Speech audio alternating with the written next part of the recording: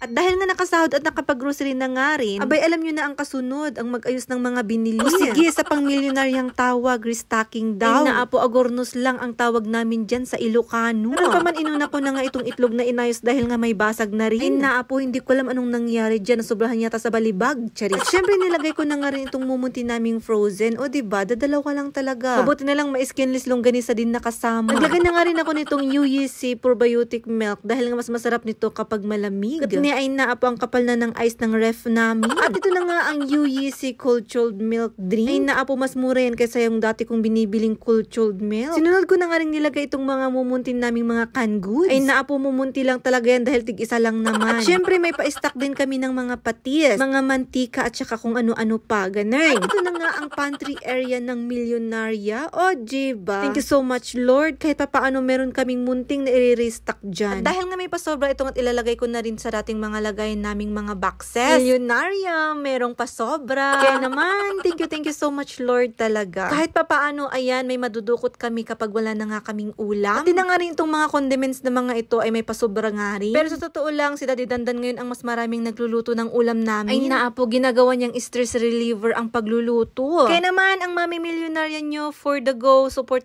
lang, ganon. So ito na nga't inayos ko na nga rin itong mga tirang inumin ni Arky Dandan. At tignan nyo naman, 18 pieces lang yung kinuha ko dyan, pero may pasobrang 18 pieces din. O diba, napakasulit. Lalong-lalot na nga't may anak akong nakakalimang bote yata sa loob ng isang araw. Ay naapo. Grabe, napakatakaw talaga ni Arky Dandan dyan sa mga inumin na yan. So ito na nga't inayos ko na nga rin itong kanyang mga biskit. Ay naapo, pati biskit niya nakakalimang piraso din yata siya sa maghapon. At itong pag-aayos nga ng mga grocery ay sadyang nakakapagod nga rin talaga. Pero kapag nakikita mo nga na kahit papaano ay meron nga kayong stock, at kahit papaano ay merong makakain yung anak mo, ay nakakataba talaga ng puso. In short, sobrang saya ko talaga kapag ginagawa ko nga ito, yung pagre-restock ng mga pagkain. Kasi sa totoo lang, wala naman talaga kaming ganito nung kami ang bata pa. Makabili nga lang yung nanay namin yung biscuit na Marie ay masayang-masaya na nga kami noon. Yung tipong yung isang supot ng Marie ay pangbaon na namin ng ilang linggo, ganun. Kaya naman, thank you so much Lord talaga dahil nga hindi lang Marie yung nabibili naming pagkain ni Arky Dandan. Syempre, hindi namin naranasan to noon, kaya naman gusto naman naming iparanas ngayon kay Arky Dandan. Yung marami ba siyang pagpipilian, ganun. Pero sa totoo lang, iba talaga yung saya ng isang magulang kapag nakikita niya na ganito karami ang pagkain ng kanyang anak. At totoo, hindi mo talaga may papaliwanag yung saya. Dahil nga wala talaga kaming ganito noon. Kaya naman, thank you so much Lord talaga. And syempre, kape is life, kaya naman ito magre-restock din kami. Gusto ko na nga ring palitan ang 3-in-1, kaso nga lang hindi ako marunong magtansya ng kape at asukal. Kaya naman, for the go muna ang 3-in-1. Bawas-bawasan na lang ang pagkakape, ganun. At ito na nga ang mga panghimagas namin for today's video. Thank you so much Lord. O diba, nakakamilyonarya, may panghimagas. Ito na nga rin yung pantry namin. At kahit papaano, may makain. So, ito na lang muna mga kamilyonarya kong mommies and daddies. Thank you so much for watching. Thank you so much Lord.